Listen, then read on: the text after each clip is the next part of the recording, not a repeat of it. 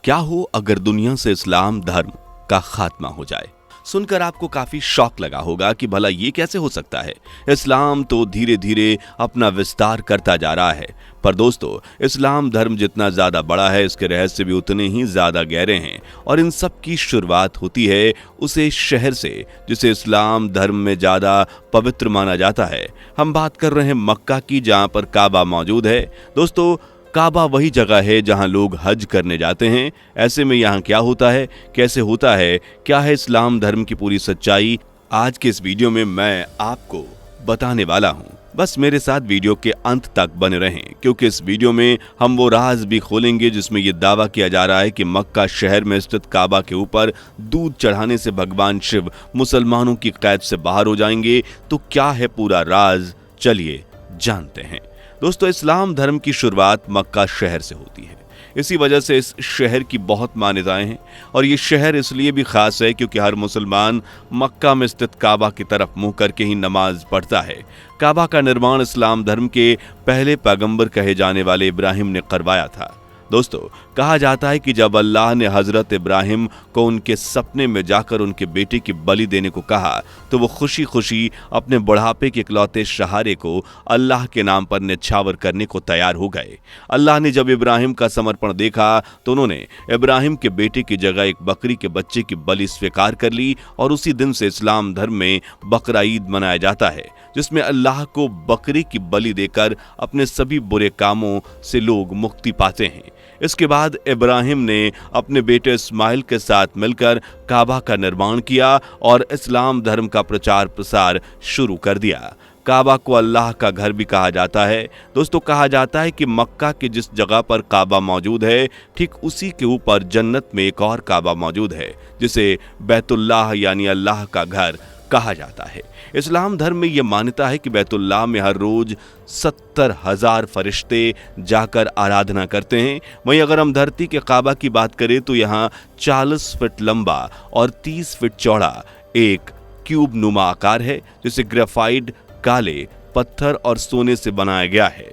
दोस्तों काबा में आने जाने के लिए सिर्फ एक ही दरवाजा है, बाकी पहली बनावट में 2 दरवाजे और खिड़की हुआ करती थी, लेकिन बाद में इसमें कई बदलाव किए गए। आखिरी बार साल 1996 में काबा की मरम्मत कराई गई थी।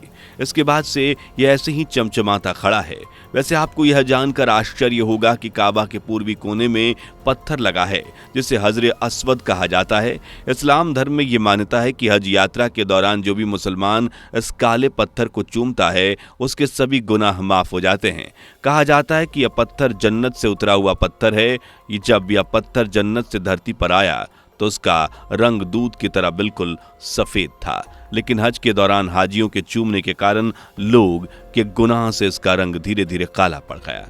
दोस्तों हजरत इब्राहिम के बाद उनके बेटे इस्माइल ने इस्लाम धर्म को आगे बढ़ाया। उसके बाद मक्का शहर में इस्लाम धर्म के सबसे पूजनीय पैगंबर हजरत मोहम्मद ने इस्लाम धर्म को फैलाया और उन्होंने ही अल्लाह को भेजी गई किताब कुरान शरीफ में अल्लाह के सिखाई गई बातों को हर मुसलमान तक पहुंचाने के लिए मक्का शहर का प्रचार किया। और दोस्तों इसी मक्का शहर में पैगंबर मोहम्मद का जन्म हुआ था, लेकिन अब यहाँ इस्लाम नहीं था।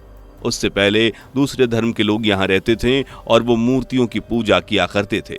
इसलिए कुछ वक्त के लिए पैगंबर मोहम्मद ने मक्का शहर छोड़ दिया था और वो मदीना जाकर रहने लगे थे। पैगंबर मोहम्मद ने इस्लाम का प्रचार प्रसार करने के लिए कई जगहों का भ्रमण किया। बता दें कि इस्लाम धर्म में सबसे पहली हज यात्रा पैगंबर मोहम्मद ने करी थी। उन्होंने अपने 144 अनुयायियों के साथ काबा की परिक्रमा करी थी और तब से अब तक हर मुसलमान अपनी जिंदगी में एक ना एक बार काबा जरूर जाना चाहता है। दोस्तों काबा की चाबियां मक्का के शाही परिवार के पास रहती हैं, जिनकी इजाजत के बिना काबा का ताला नहीं खोला जा सकता। दोस्तों मक्का सऊदी अरब में मौजूद है, जिसके चारों तरफ रेत है। यहाँ की जमीनें बंजर है जो खेती के लिए उपजाऊ नहीं है। यहाँ नाम मात्र की बारिश नहीं होती, लेकिन इन सब के बावजूद यहाँ एक कुआं है जिसका पानी पूरी तरह से चमत्कारी है। जहाँ इस कुएं के पानी को जमजम का पानी कहा जाता है, जिसके इस्लामी धर्म में मान्यता ठीक वैसे ही है जैसे हिंदू धर्म में गंगा जल की मान्यता है। कहा जाता है कि अगर कोई बीमार जमजम के पानी को पी ले तो उसकी बीमारियां ठीक हो जाती हैं।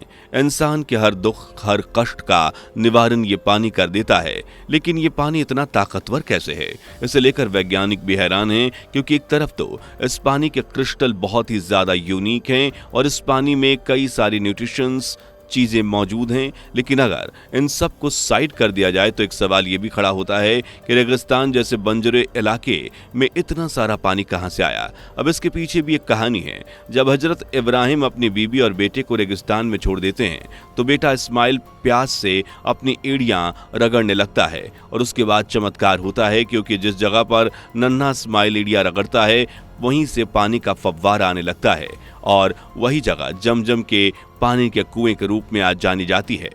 अब बात करते हैं उस कंट्रोवर्सी की जिसमें यह कहा जाता है कि मक्का के काबा में भगवान शिव कैद हैं और अगर कोई काबा पर दूध या गंगा जल चढ़ा देगा तो वह मुसलमानों की कैद से आजाद हो जाएंगे। अगर दोस्तों आपके सामने भी कोई इस तरह की बातें करता है तो उसे बता दीजिएगा कि पूरी सृष्टि को अपनी उंगलियों पर नचाने वाले भगवान शिव को भला कौन कैद कर सकता है। इसलिए यह बात पूरी तरह से बेबुनियादी है। अगर कई लोग यह भी मानते हैं कि जिस जगह मक्का का काबा है वो मंकेश्वर मंदिर हुआ करता था, पर दोस्तों किसी भी पौराणिक किताबों में मक्का के अंदर भगवान शिव के मंकेश्वर मंदिर होने का कोई प्रमाण नहीं मिलता। इसलिए यह सारी बातें बिना मतलब की हैं, जिन्हें सिर्फ और सिर्फ हिंदू मुस्लिम के बीच नफरत फैलाने के लिए शुरू किया गया है। आपको इस तरह की अफवाहों पर बिल्कुल ध्यान नहीं देना है, क्योंकि इस्लाम धर्म की अपनी अलग मान्यताएं हैं और हिंदू धर्म की अपनी अलग मान्यताएं हैं और इन दोनों ही धर्मों को एक दूसरे की मान्यताओं को बदलने की कोशिश नहीं करनी चाहिए। बाकी आपका वीडियो के विषय में क्या कहना है कमेंट में जरूर बताएं और ऐसी ही वीडियोस को देखते रहने के लिए चैनल को लाइक, शेयर और सब्सक्राइब करना ना भूलें। दोस्तों आपको स्क्रीन पर 2 और वीडियोस दिखाई दे रही हैं, जिसे देखने के लिए स्क्रीन पर क्लिक करें।